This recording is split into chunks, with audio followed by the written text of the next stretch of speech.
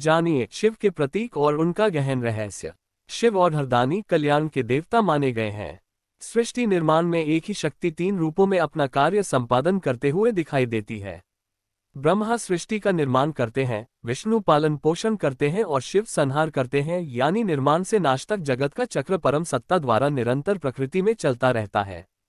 वेदों में प्रकृति के उपादानों की उपासना की गई है। हर एक उपादान को देवता का रूप दिया गया है।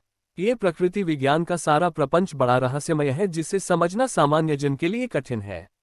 अनादिकाल से ऋषियों ने इन रहस्यों का मनन चिंतन द्वारा अनुसंधान करने का प्रयत्न किया है। ऋग्वेद के रात्रि सूक्त में रात्रि को नित्य प्रलय और दिन को नित्य सृष्टि कहा गया है। दिन में हमारा मन और हमारी इंद्रियां भीतर से बाहर निकलकर प्रपंच की ओर दौड़ती हैं और रात्रि में फिर बाहर से भीतर जाकर शिव की ओर प्रवृत्त हो जाती हैं। इसीलिए दिन सृष्टि का और रात प्रलय की द्योतक है। आइए पहचाने शिव के प्रतीक और उनका गहन रहस्य। वृषभ शिव का वाहन। वृषभ शिव का वाहन है। वह हमेशा शिव के साथ है। वृषभ का अर्थ धर्म है। मनुस्मृति के अनुसार वृषो ही भगवान धर्म। वेद ने धर्म को चार पैरों वाला प्राणी कहा है। उसके चार पैर धर्म, अर्थ, काम और मोक्ष हैं। महादेव इस चार पैर वाले वृषभ की सवारी करते हैं, यानी धर्म, अर्थ, काम और मोक्ष उनके अधीन है। वृषभ का एक अर्थ वीर्य और शक्ति भी है।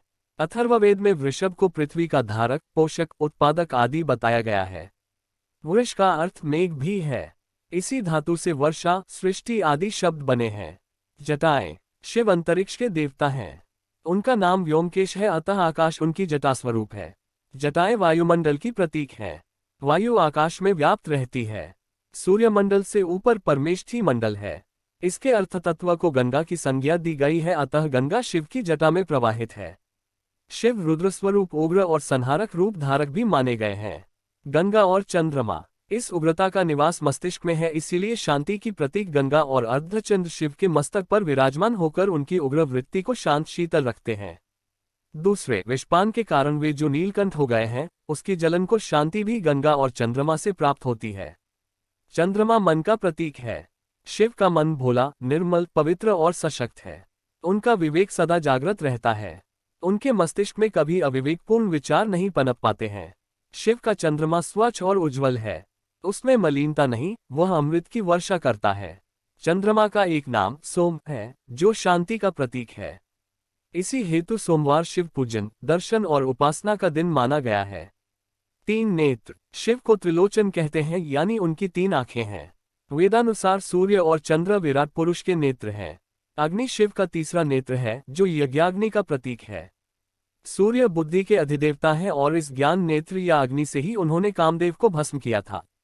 शिव के ये तीन नेत्र सत्व, रज, तम तीन गुणों, भूत, भविष्य, वर्तमान तीन कालों और स्वर्ग, मृत्यु, पाताल तीन लोकों के प्रतीक हैं, अतः शिव को त्रयंबक भी कहते हैं।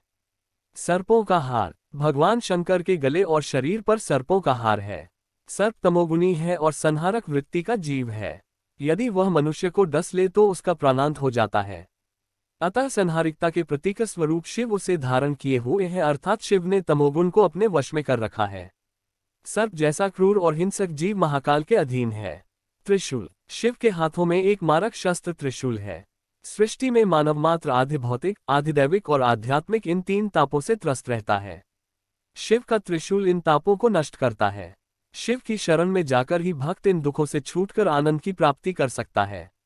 शिव का त्रिशूल इच्छा, ज्ञान और क्रिया का सूचक है।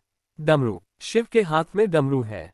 तांडव नृत्य के समय वे उसे बजाते हैं। पुरुष और प्रकृति के मिलन का नाम ही तांडव नृत्य है। उस समय अणु अणु में क्रियाशीलता जागृत होती है और सृष्टि का निर्माण होता है।